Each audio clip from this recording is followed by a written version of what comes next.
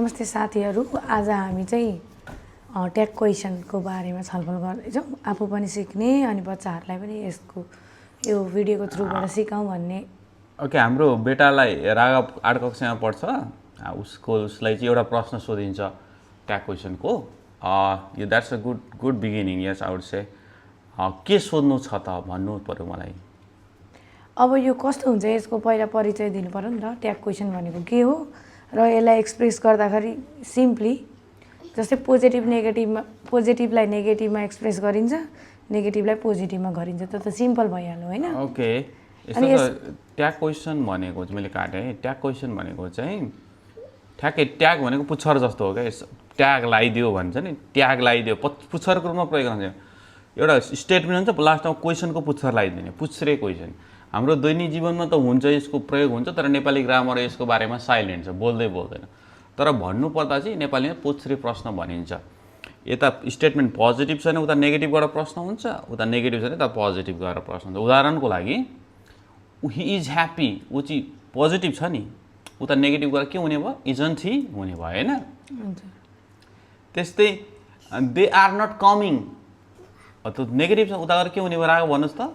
Are they हुन्छ। Are they? Yeah, that's one aspect. यताको positive हुँदा नेगेटिभ, नेगेटिभ हुँदा पोजिटिभ। That's tag question. अब यसलाई एक्सिलरी भर्ब र टेन्ससँग पनि यसो।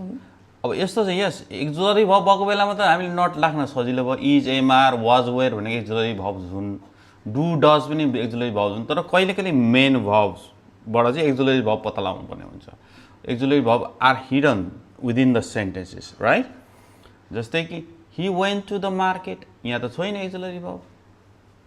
त्यस्तो अवस्थामा चाहिँ हामीले भर्बको फर्मको आधारमा चाहिँ एक्सिलरी भर्ब डिटरमाइन गर्छौँ। जस्तै वेन्ट भनेको भर्ब टु हो, डिड ल्याउँछौँ होइन? के भने didn't he went to the मार्केटको के भयो? Didn't he went to the market, didn't he. That's किन डिड भयो? वेन्ट भनेको भर्ब टु हो। यु क्यान स्विम भर्बमा डिडन्ट हि लाग्ने रहेछ होइन? भर्ब टुमा डिड आउने भयो। सी लाइक्ड कफी, यसमा के आउने भयो? She liked coffee, liked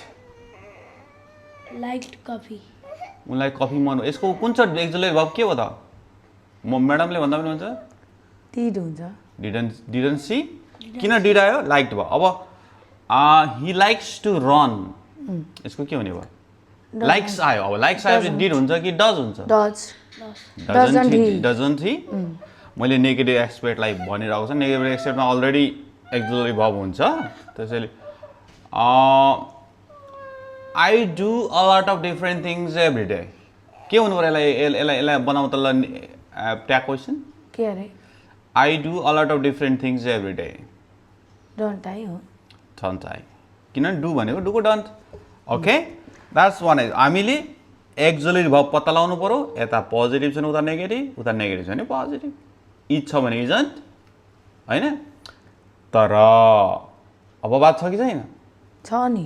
there is one exception, very important one. The exception is एमवाला जुन छ नि, आई एम ह्याप्पी। अब किन गर्छ? I don't really know the reason why they do it. Amn't I भन्न पाइँदैन। आई एम आउनु थियो, आरन्ट आई भन्नु पऱ्यो। ओके, आई एम सिङ्गिङ भन्नु पऱ्यो नि, एमन्ट आई भन्न पाइएन, आरन्ट आई भन्नु पऱ्यो। के अरे? आई एम आयो भने आरन्ट आई भन्नु। That's an exception. भनेको आरन्ट आई चाहिँ किन लाग्यो त्यो? एम आयो भने लाग्यो, त्यसको रिजन चाहिँ मलाई आई डोन्ट रियली नो। याद गर्नु पर्यो, कन्ठ गर्नु पर्यो। अब एउटा एक दुईवटा कुरा छ हामीलाई चाहिँ कुनै सेन्टेन्सेसहरू चाहिँ I think, I don't think, I believe, I don't believe, I suppose, I don't suppose भन्ने हुन्छ नि। त्यस्तो खालको सेन्टेन्समा चाहिँ मिनिङ अनुसार हामीले गर्छौँ। I think he will pass, विलतिर जाने है हामीले। ओके, वान थी। I don't think he will pass भनेको चाहिँ नेगेटिभ भयो। इट्स नेगेटिभ बिकज डन्टमा आयो नि। तर नेगेटिभ आए पनि नि अब आई डोन्ट थिङ्क भनेका छ नि, डु आई भनेर सोध्न पाइएन। उता विल चाहिँ चाहिन्छ। Will use the will, second पार्टलाई प्रयोग गर्नु। यो केमा पऱ्यो?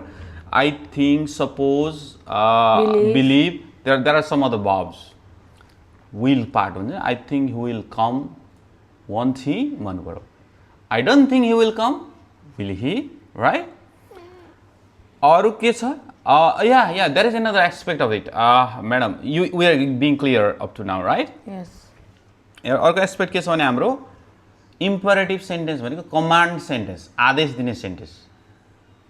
आदेश दिने भनेको के? घर आइज, के भन्नु पर्यो? Come home. होमवर्क चाँडै सब्मिट गर, सबमिट द होमवर्क अर्ली। बजार जा, गो टु द मार्केट। हल्ला नगर, don't make a noise.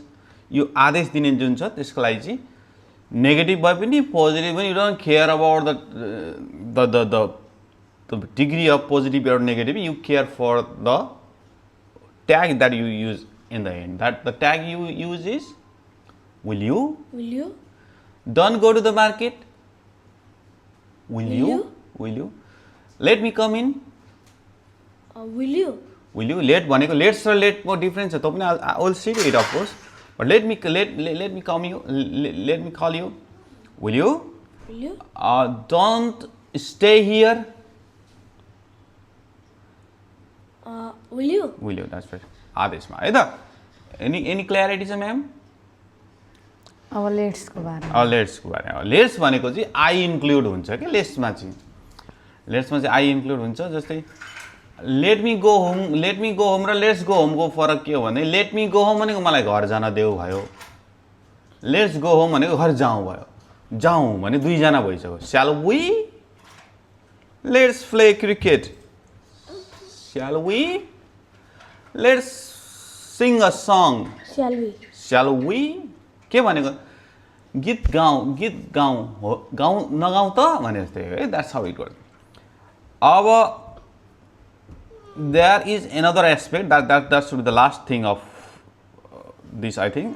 Yeah, हामीले अर्को यो ट्याग क्वेसनमा हेर्नुपर्ने कुरा के छ भनेदेखि त्यो एक्जुलरी भर्ब टाइम एडभर्बियल्स हुन्छ क्या।